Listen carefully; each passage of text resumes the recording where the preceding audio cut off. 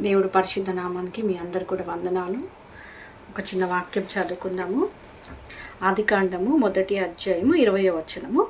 దేవుడు జీవము కలిగి చాలించు వాటిని జలములో సమృద్ధిగా పుట్టించును గాక అనియు, పక్షులు భూమిపైని ఆకాశ విశాలములో ఎగురును గాక అనియు పలికెను. హల్లెలూయా. దేవుడు జలములలో వాటి వాటి జాతి ప్రకారము జలములు సమృద్ధిగా పుట్టించిన మహామౌసమ్యులను జీవము కలిగి చాలించు వాటినన్నిటినీ దాని దాని జాతి ప్రకారము రెక్కలు గల ప్రతి పక్షిని సృజించెను. అది మంచిదని దేవుడు చూచెను. దేవుడు మీరు ఫలించి అభివృద్ధి పొంది సముద్రపు జలములలో నిండి యుండుడని, పక్షులు భూమి మీద విస్తరించునుగాక అనియు వాటిని ఆశీర్వదించెను. అస్తమమాయనం ఉదయమాయను, 5వ దినమాయను. హల్లెలూయా.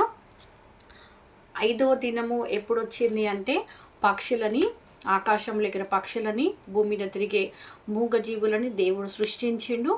అలా సృష్టించినప్పుడు వాటిని చూసి అవి చాలా మంచిగా ఉన్నాయి అని చెప్పేసి వాటిని తయారు చేసినప్పటికీ ఎన్నో డే వచ్చింది, 5th డే వచ్చింది, 5 రోజు వచ్చింది.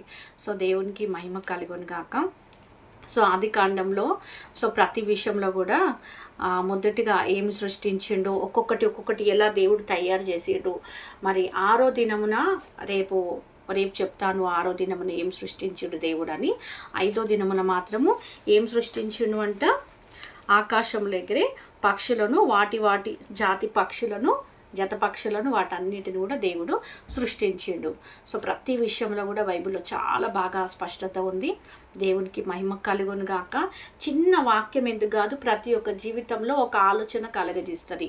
ఇవి ఎలా వచ్చినాయి, ఇది ఎప్పుడు సృష్టింపబడ్డది, ఒక వస్తువు తయారు ఇట్లప్పుడు సపోజ్ ఇప్పుడు ఒక ఏసీ ఇంట్లో ఉందనుకో, ఈ కంపెనీ ఎప్పుడు ఓపెన్ అయింది, ఇది ఎప్పుడు తయారు చేసారు, ఇది ఏ ఇయర్ వచ్చిందని తెలుసుకుంటాం.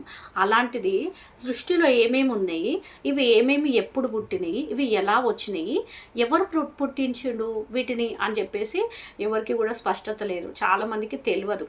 కానీ బైబిల్లో అన్ని విషయాలు ఫుల్ క్లారిటీగా యేసుప్రభు మన కోసము తెలియజేసిండు. ఎందుకంటే ఆయన వాటిని సృష్టించిండు కాబట్టి ఆయన కోసమే రాపిస్తాడు. మళ్ళీ ఖచ్చితంగా ఆయననే క్రియేట్ చేసిండు కాబట్టి ఆయన యొక్క బైబిల్లోనే ఇవన్నీ కూడా మాటలు రాయించిండు. దేవునికి మహిమ కలుగును గాక.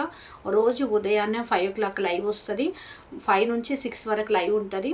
ఇంకా మీరు ఎవరైనా చూసే వాళ్ళు ఉంటే కూడా చూడొచ్చు. విన్న వాక్యాన్ని ఎదుటోళ్ళకి